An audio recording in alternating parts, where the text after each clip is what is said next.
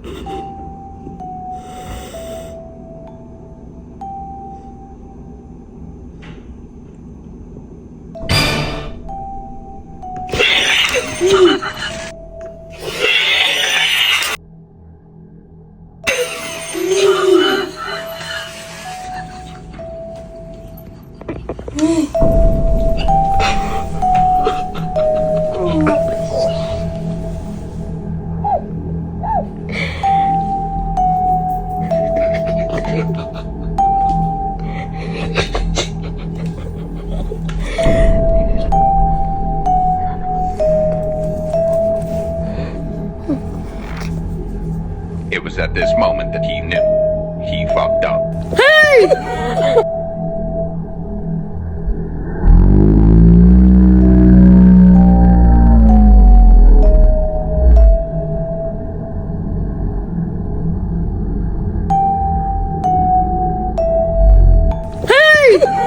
Ate si ate. Serious tayo rin ako. Ano to?